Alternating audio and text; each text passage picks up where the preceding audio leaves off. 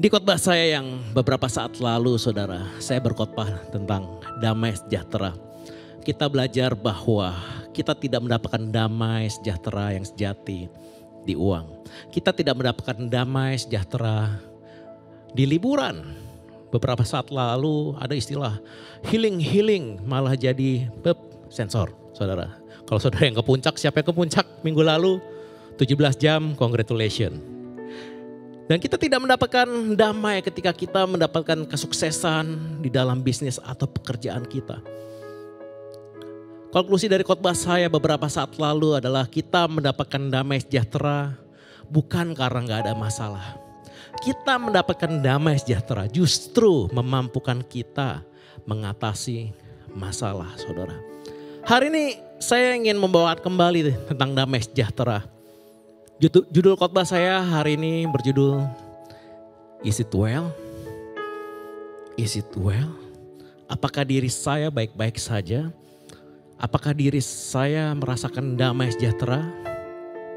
Hari ini saya akan mengambil sebuah tokoh di dalam Alkitab. Tokoh ini tidak mempunyai nama, tidak dicatat di dalam Alkitab. Seakan-akan tokoh ini tidak penting. Alkitab hanya mencatat orang ini dengan sebutan perempuan Sunem. Sebelum kita membacakan ayat, saudara, saya ingin ceritakan beberapa stories sebelumnya tentang perempuan Sunem ini. Perempuan Sunem ini adalah orang kaya di kota itu. Dia dan suaminya sering memberi makan kepada Nabi Tuhan pada saat itu, yaitu Elisa. Setiap Elisa melewati kota itu, perempuan Sunem ini memberikan makanan, menjamu Elisa. Elisa setiap melewati kota ini sekali, dua kali dan seterusnya. Perempuan ini akan terus menjamunya. Selain makanan, perempuan Sunem ini juga membuat kamar di lantai 2-nya. Supaya suatu saat Elisa melintasi kota tersebut, Elisa dapat tidur. Hingga suatu hari terjadilah percakapan ini, saudara, di 2 Raja-Raja 4 ayat 8 sampai 17. Boleh ditampilkan slideshow-nya? Pada suatu hari datanglah ia ke sana. Lalu masuklah ia ke kamar itu dan tidur di situ. Kemudian ia berkata kepada Gehazi, bujangnya, panggillah perempuan Sunem itu. Lalu dipanggilnya perempuan itu dan dia berdiri di depan Gehazi. Elisa telah berkata kepada Gehazi, cobalah katakan kepadanya, sesungguhnya engkau telah sangat bersusah-susah seperti ini untuk kami. Apakah yang dapat kuperbuat bagimu? Adakah yang dapat kubicarakan tentang engkau kepada raja atau kepala tentara? Jawab perempuan itu, aku ini tinggal di tengah-tengah kaumku. Kemudian berkatalah Elisa, apakah yang dapat kuperbuat baginya? Jawab Gehazi, ia tidak mempunyai anak dan suaminya sudah tua. Lalu berkatalah Elisa, panggillah dia. Dan sesudah dipanggilnya, berdirilah perempuan itu di pintu. Ketika Elisa berkata kepada bujangnya untuk menanyakan, apa yang bisa kami balas terhadap engkau? Perempuan ini berkata, aku ini tinggal di tengah-tengah kaumku. Maksud dari perempuan ini adalah aku tinggal di kumpulan orang-orang yang sudah care kepadaku. Aku tinggal di dalam sebuah komunitas yang sudah mencintaiku apa adanya. All is well. Aku sudah mendapatkan semua yang aku mau. Tapi bujang Elisa, Gehazi, mengetahui bahwa mereka sebenarnya tidak mempunyai anak. Dan Elisa tahu bahwa di dalam hati perempuan Sunem ini ada keinginan perempuan ini mempunyai anak. Perlu diketahui saudara, kalau saudara melihat di 2 Raja-Raja, kata Tuhan atau Allah atau Yahweh hampir tidak pernah muncul dan berbicara secara langsung kepada masyarakat, bahkan kepada nabi-nabi. Hanya beberapa saat saja. Tapi selalu ditulis bahwa nabi-nabi, lewat nabi-nabilah Tuhan yang berbicara. Dan Tuhan berbicara lewat Elisa dan Gehazi bahwa perempuan ini belum punya anak. Perempuan ini seakan-akan menyembunyikan keinginannya. Perempuan ini seakan-akan tidak mau membagikan apa yang menjadi keinginan atau kebutuhan di dalam hatinya. Dan Tuhan berbicara lewat Gehazi, Tuhan berbicara lewat Elisa. Bahwa perempuan ini belum punya anak. Bahwa perempuan ini seakan-akan menyembunyikan keinginannya. Perempuan ini gak mau orang lain tahu, bahkan ke Tuhan. Lihat apa yang perempuan ini katakan berikutnya, saudara. Di ayat 16 berkata, berkatalah Elisa, pada waktu seperti ini juga tahun depan, engkau ini akan menggendong seorang anak laki-laki. Tapi jawab perempuan itu, janganlah tuanku ya abdi Allah. Janganlah berdusta kepada hambamu ini. Don't deceive me. Perempuan ini berkata, don't deceive me, man of God. Jangan mendustai aku Tuhan. Jangan bohong terhadap aku. Seakan-akan perempuan ini mempunyai ketakutan yang begitu besar ketika dia dijanjikan seorang anak. Mungkin di masa lalu dia sudah berharap begitu besar. Dia sudah mencoba berbagai cara untuk dia bisa mempunyai anak.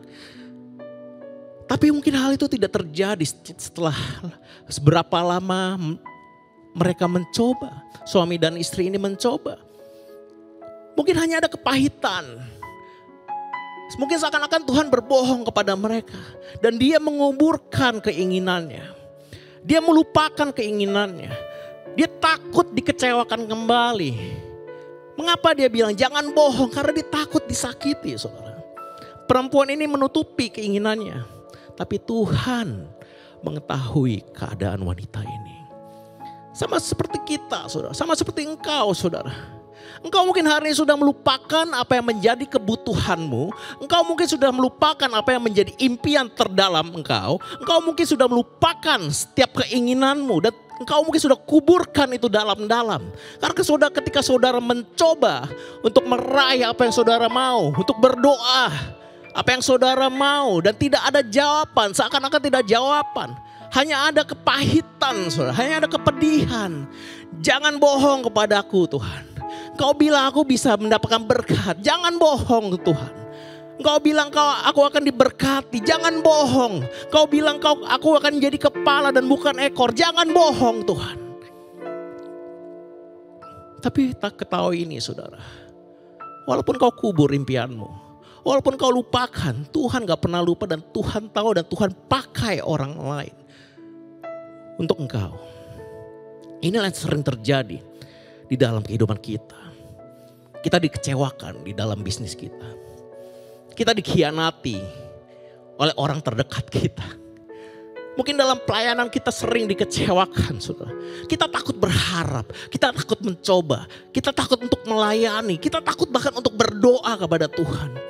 Kita takut untuk meminta Tuhan dan bahkan kita mempunyai pikiran Tuhan bohong. God, don't deceive me. Jangan bohongi aku, jangan PHP-in aku. Tapi ketika engkau punya pikiran itu, perempuan ini juga punya dan ini dicatat di dalam Alkitab, saudara. Tuhan tetap lihat perempuan ini. Tuhan tetap lihat kamu. Tuhan tetap ingat keinginanmu. Dan di ayat 17 kita lanjutkan saudara di slide berikutnya. Mengandunglah perempuan itu. Lalu melahirkan seorang anak laki-laki pada waktu seperti itu juga. Pada tahun berikutnya. Seperti yang dikatakan Elisa kepadanya. Setelah anak itu menjadi besar, pada suatu hari keluarlah ia mendapatkan ayahnya. Di antara penyabit-penyabit gandum. Tiba-tiba menjeritlah ia kepada ayahnya. Aduh kepalaku, kepalaku. Lalu kata ayahnya kepada seorang bujang, angkatlah dia dan bawa kepada ibunya. Diangkatnya dia, dibawa pulang kepada ibunya. Duduklah dia di pangkuan ibunya sampai tengah hari. Tetapi sudah itu, matilah dia, matilah anak ini. Mengapa Tuhan seakan-akan jahat kepada perempuan ini, saudara? Mengapa Tuhan seakan-akan mempermainkan perempuan ini? Tuhan yang memberikan anak ini setelah penantian yang begitu lama.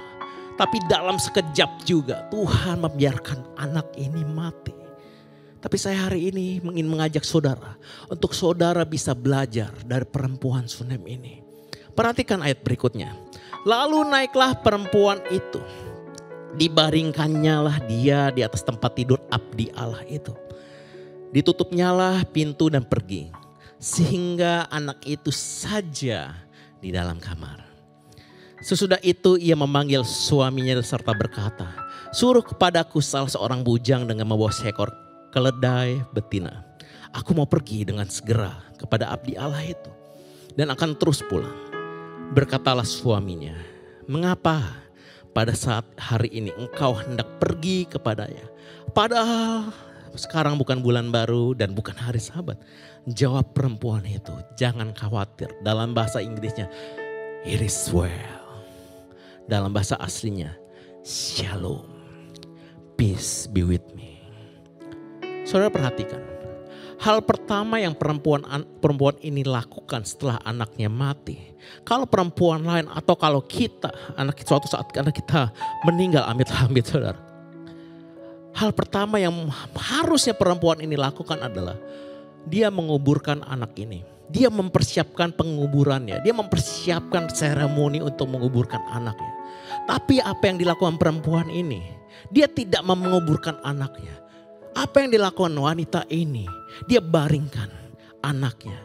Dan dia pergi ke Gunung Allah. Dia pergi ke Gunung Karmel. Tempat Elisa berada. Yang artinya saudara, perempuan ini mempunyai iman.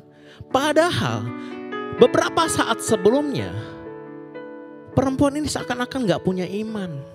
Dia gak percaya Tuhan berikan anak. Tapi saat ini dia mempunyai iman. Dia lebih tidak menguburkan anaknya. Dia lebih memilih untuk dia pergi mencari Tuhan. Yang saat itu diwakilkan oleh Elisa. Dan bahkan dia mempunyai iman yang membuat dirinya berkata, it is well, it is shalom, it is peace. How come? Wanita ini berkata peace di saat anaknya baru saja mati. How come? Wanita ini berkata it is well pada saat anaknya baru saja mati.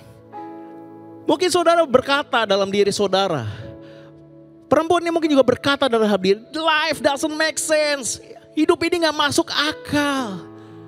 Aku baru saja diberikan anak dan engkau ambil anak ini. Life doesn't make sense. Tapi lihat perempuan ini saudara. When life doesn't make sense saudara, find peace in his presence saudara. Sebuah fakta saudara yang kita tidak bisa pungkiri saudara. Kehidupan ini gak masuk akal, kehidupan ini gak adil. Hidup gak adil, kita kehilangan orang yang kita cintai. Kita kehilangan bisnis kita kehilangan pekerjaan kita kehilangan anak kita kehilangan ayah kita. Kita kehilangan impian kita, life doesn't make sense at all. Tapi lihat perempuan ini saudara. Dia gak komplain. Dia tahu apa yang harus dia lakukan. If she find her peace in the presence of God. When life doesn't make sense, find peace in his presence. Ada satu hal saudara dalam hidup saya yang sifatnya mutlak saudara. Yang sifatnya pasti saudara. Dan saya masih lakukan hal ini sampai hari ini. Ketika saya mungkin dikecewakan, ketika mungkin saya mengalami masalah bisnis saudara. Ketika saya mungkin mengalami masalah. Ada suatu hal yang pasti ketika saya masuk ke dalam hadirat Tuhan. Saya mengunci diri di kamar saya. Dan saya menyembah dia saudara. Mungkin masalah saya gak hilang saudara. Tapi yang pasti saudara. Saya menemukan kedamaian yang sejati. Yang membuat diri saya kuat. Yang membuat diri saya yang tadinya saya down, saya bisa berdiri kembali. Saya bisa berjalan dan saya berani mengambil resiko untuk mengatasi masalah saudara. Ketika saudara hari ini merasakan hidup gak adil saudara. Ada satu hal yang pasti saudara. Ini seperti formula bagi saya at least. Tapi saudara bisa mencobanya. When life doesn't make sense, find peace in his presence saudara. Saya bisa garanti saudara, there will be supernatural peace. Datang apa adanya saudara. Mungkin hari ini gak ada yang tahu betapa pahitnya dirimu. Mungkin hari ini tidak ada yang tahu betapa kehidupan pernikahanmu sulit, betapa kehidupan pernikahanmu kacau balau dan gak ada yang tahu. Mungkin hari ini bisnismu gak ada yang tahu betapa hancurnya bisnismu, mungkin kau diambang kebangkrutan. Pergi ke Gunung Karmel, saudara. Find his peace. Find peace in his presence, saudara. Ayat berikutnya, saudara. Ayat 25. Demikianlah perempuan itu berangkat dan pergi kepada abdi Allah di Gunung Karmel. Segera sesudah abdi Allah itu melihat dia dari jauh, berkatalah ia kepada Gehazi, bujangnya. Lihat, perempuan Sunem itu datang. Larilah menyongsongnya dan katakanlah kepadanya, selamatkah engkau? Selamatkah suamimu? Selamatkah anakmu itu? Atau dalam bahasa Inggrisnya, is it well with you? Is it well with your husband? Is it well with your child? Jawab perempuan itu, it is well. Selamat. Dan sesudah itu ia sampai ke gunung itu, dipegangnya lah kaki abdi Allah itu. Tetapi Gehazi mendekat hendak mengusir dia. Lalu berkatalah abdi Allah, biarkanlah dia. Hatinya pedih. Tuhan menyembunyikan hal ini daripadaku, tidak memberitahukannya kepadaku. Lalu berkatalah perempuan itu, adakah ku minta seorang anak laki-laki daripada Tuhanku? Bukankah telah kukatakan, jangan berikan aku harapan kosong. Perhatikan ayat ini, saudara. Di dalam satu perikop, wanita ini berkata kepada suaminya, it is well.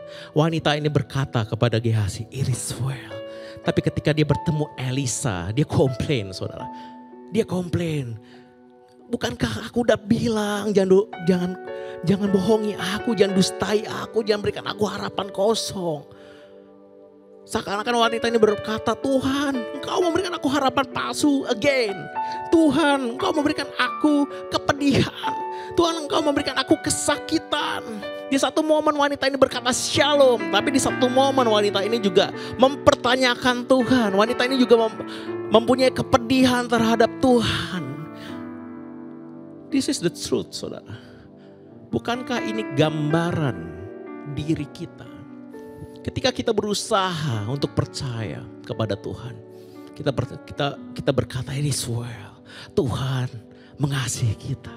Tapi di satu sisi sebagai seorang manusia, ada satu kepedihan yang begitu nyata di dalam diri kita.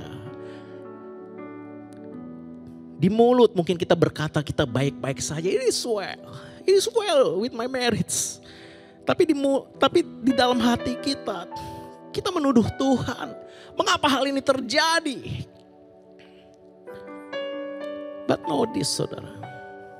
Tuhan tahu engkau pahit. Elisa tahu wanita ini pahit. Tuhan tahu engkau marah kepadanya. Tuhan tahu mungkin engkau sedang tidak baik-baik saja. But know this, ketika engkau datang ke hadiratnya, bukan dengan keadaan terbaik. Ketika saudara datang dengan penuh pertanyaan, ketika saudara datang dengan penuh keraguan, ketika saudara datang dengan iman yang tidak sempurna, kita bisa baca di Yesaya 55 ayat 1. Ini janji Tuhan, saudara. Yesaya 55 ayat 1, boleh tampilkan slide-nya. Ayo, hai semua orang yang haus, marilah dan minumlah air.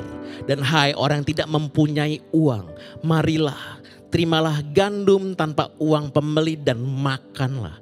Juga anggur dan susu tanpa bayaran. Tanpa bayaran. Perhatikan ayat ini, saudara. Saudara hanya perlu datang. Sama yang seperti wanita Sunem ini lakukan. Saudara mungkin tidak bisa mendapatkan jawaban. Saudara mungkin tidak perlu mengerti kenapa semua ini terjadi. Tapi ada satu hal yang saudara bisa lakukan saat ini. Come. Dan ayat ini merupakan nubuatan tentang Yesus. Gandum bicara bahan baku dari roti. Anggur bicara darah Kristus yang tercurah untuk pengampunan kita. Roti merupakan tubuh Kristus yang hancur berkeping-keping yang untuk dipecahkan untuk kita. Dan susu dalam bahasa aslinya mempunyai metafor the abundance of the land atau keadaan yang berlimpah. Saudara, saya terkadang gak mengerti apa maksud Tuhan. Saya gak bisa berikan jawaban kepada saudara, mengapa hal ini semua terjadi kepadamu. Tapi satu hal yang saya ingin pastikan saudara dapat ketika saudara datang. Badai kehidupan bukan untuk membuat kita lemah, tapi badai membuat kita menemukan kekuatan Tuhan. Justru di tengah-tengah badai wanita ini datang dan dia menemukan kekuatan Tuhan. Dia menemukan kekuatan melalui Elisa. Sama seperti murid Yesus. Murid Yesus mungkin bertanya pada saat Yesus menyuruh murid-murid untuk mereka menyeberangi danau. Padahal kalau saudara ukur jaraknya lebih cepat jalan kaki ketimbang mereka naik kapal dan mereka menemui badai, saudara. Mungkin murid-murid bertanya, mengapa Tuhan kirim aku? Mengapa Tuhan harus repot-repot untuk kita mendayung perahu? Tapi justru di tengah badai lah mereka bisa melihat Yesus dengan kepala mata mereka sendiri. Yesus berjalan di atas air. Di versi yang lain justru pada saat mereka di tengah badai mereka bisa melihat secara langsung kekuatan Tuhan. Bagaimana Tuhan menghentikan badai. Jadi kalau saudara hari ini di tengah badai, inilah kesempatan untuk saudara. Saudara bisa langsung melihat tangan Tuhan di tengah badai terhadap dirimu. You can see first handly.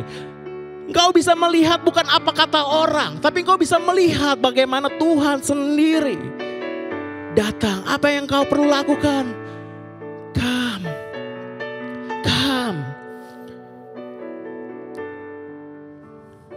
Justru di tengah badai kita bisa melihat bahwa Yesus adalah Tuhan. Di tengah ketidakmampuan kita bisa melihat kuasa Tuhan justru bekerja secara sempurna.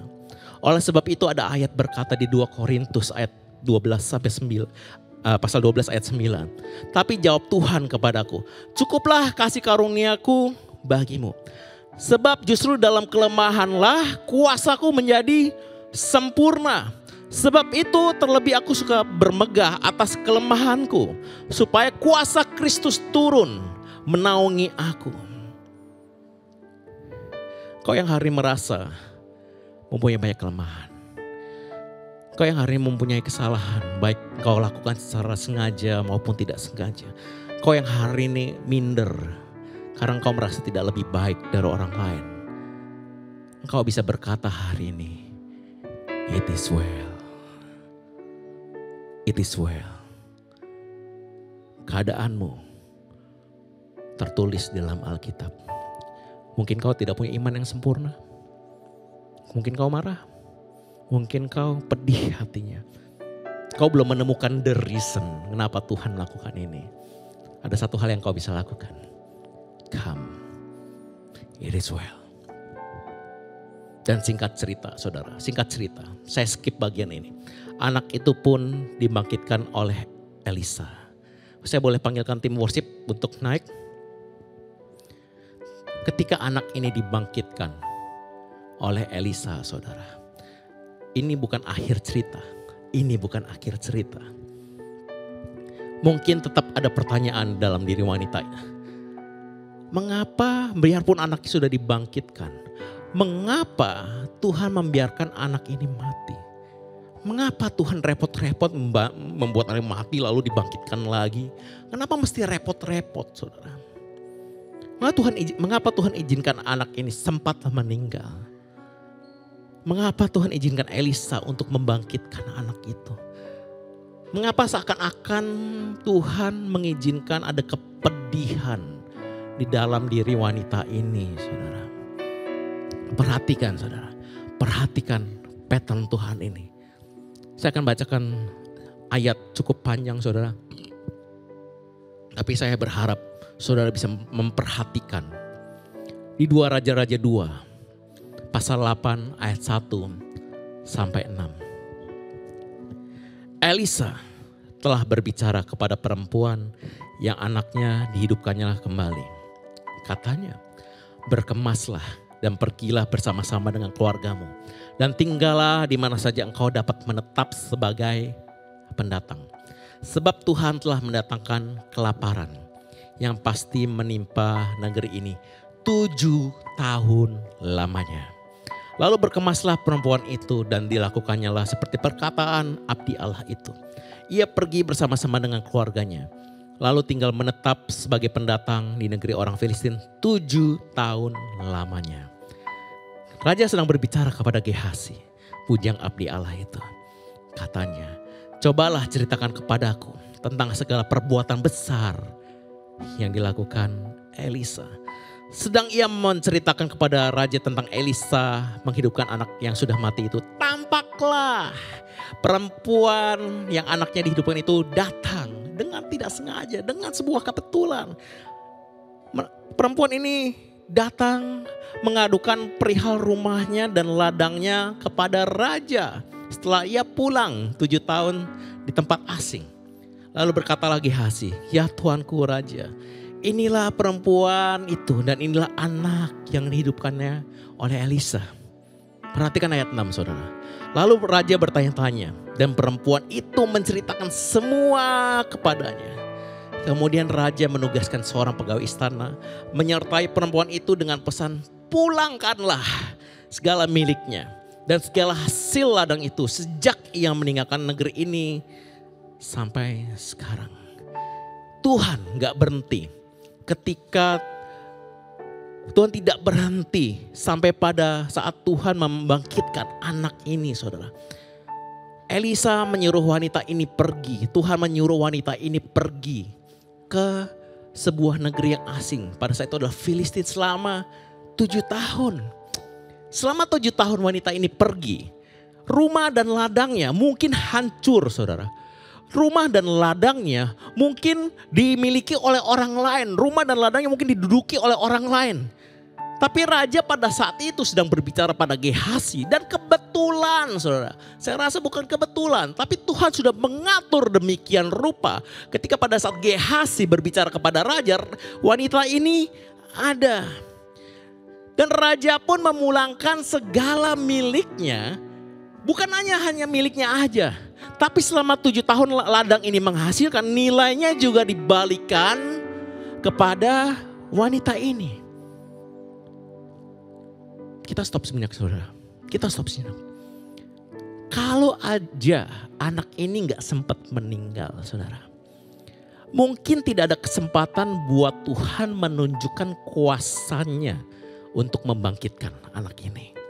Kalau Tuhan gak sempat membangkitkan anak ini. Raja bangsa itu mungkin tidak bisa mendengar kesaksian wanita ini. Kalau wanita ini tidak bersaksi, rumah dan ladangnya tidak bisa dibalikan. Dan mungkin rumah dan ladangnya hilang. Tuhan sayang wanita ini. Dia gak hanya memberikan anak saudara. Tapi dia memikirkan segala aspek dalam hidup wanita ini. Dia peduli sampai rumahnya. Dia peduli sampai ladangnya. Dia peduli sampai hasil ladangnya. Perhatikan ayat tadi saudara. Di 2 Korintus 12 ayat 9 saudara. Tetapi jawab Tuhan kepadaku, cukuplah kasih karunia Tuhan bagiku. Sebab justru dalam kelemahan kuasaku menjadi sempurna. Dalam bahasa aslinya komplit saudara. Sebab itu terlebih suka aku bermegah atas kelemahanku. Supaya kuasa Kristus turun menaungi aku. Dalam bahasa Inggris dwell in me. Sempurna di kalimat di ayat ini. Bahasa aslinya adalah komplit. Dan peace dalam bahasa aslinya adalah shalom. Dalam bahasa aslinya adalah completeness saudara. Completeness. Peace adalah sebuah kasih karunia yang bekerja secara sempurna saudara. Komplit saudara. Berarti dia mau yang terbaik untuk saudara. Saya mau lihat perhatikan kuasa Kristus turun menaungi aku saudara. Saya mau punya 2 anak saudara. Dan 1 istri. selama saya hidup saudara, saya akan berikan yang terbaik untuk saya. Saya pastikan dan saya janji, saya akan berikan yang terbaik. Ketika anak saya melihat video ini saudara, mungkin mereka akan lebih mengerti beberapa tahun kemudian. Dan ini janji saya. Selama saya hidup, saya akan memberikan yang terbaik. Saya ingin pendidikan yang terbaik, saudara. Saya ingin mainan yang terbaik, saudara. Saya ingin mereka pendidikan sekolah yang terbaik yang saya bisa mampu beli. Saya ingin berikan anak saya makanan yang bergizi yang saya mampu, saya bisa sediakan. Saya ingin anak saya menerima komplit, saudara, sempurna yang menurut porsi saya, sempurna yang saya bisa sediakan selama saya hidup. Kalau anak saya ada kelemahan, saudara, saya pasti bela anak saya. Kalau anak saya mungkin gak pinter, saya pasti bela anak saya. Mungkin saya sekolahin atau saya lesin, saudara. Saya gak mau anak saya tinggal di dalam sebuah kelemahan. Saya mau di sekeliling anak saya sempurna, komplit, dia tidak kekurangan suatu apapun, saudara. Selama saya ada, saya berjanji. Apalagi Bapamu di surga, saudara. Apalagi Bapak kita di surga. Dia mau hidupmu komplit. Dia mau hidupmu tidak kekurangan apapun. Kalau kamu hari ini lemah, dia juga mau pastikan bahwa kasih karunia cukup untuk membuat hidupmu komplit. Dia gak mau kamu lemah. Oleh sebab itu diturunkan kasih karunia-Nya. Oleh sebab itu dia mati di atas kayu salib. Supaya kamu komplit. Kalau kamu hari kurang pendidikan. Kalau anak saya kurang pendidikan. Saya bayar berapapun harganya. Daddy will pay. Mungkin saya harus bekerja lebih keras. Dan sama seperti Bapamu di surga. Aku tahu anakku jatuh dalam dosa. That's why aku harus mati di atas kayu salib. Supaya apa? Supaya apa? Supaya dia bisa dwell in you. Supaya dia bisa dwell in you. Supaya dia bisa tinggal selamanya in you. And this is a real peace. It is well with my soul when he dwell in me. It is well with my soul when he dwell in me. Kalau saya terhadap anak saya, selama saya hidup, saya akan pastikan dia sempurna, tidak kekurangan apapun. Tapi hari ini Bapamu di surga, he dwell in you. Ketika engkau lemah, sudah ada Tuhan. Kau tidak perlu ke Gunung Karmel, kau tidak perlu ke tempat fisik, saudara, because he dwell in you. Yang kita perlu lakukan, saudara, we come as we are. Perempuan Sunem ini mungkin dia bertanya-tanya, mengapa anakku mati? Tapi dia baru mengerti di akhirnya. Kalau saja anak ini tidak mati, kuasa Tuhan gak sempurna. Kalau hari ini saudara merasa ada yang kurang. Kalau hari ini tuh saudara bertanya, Tuhan mengapa engkau lakukan ini? Satu hal untuk saudara, dia mau memberikan kuasanya yang sempurna. Dia mau memberikan segalanya sempurna untuk kamu di tengah kelemahan kita. Saudara gak perlu jadi kuat untuk menerima yang sempurna. Karena kasih karunia-Nya sempurna untuk engkau.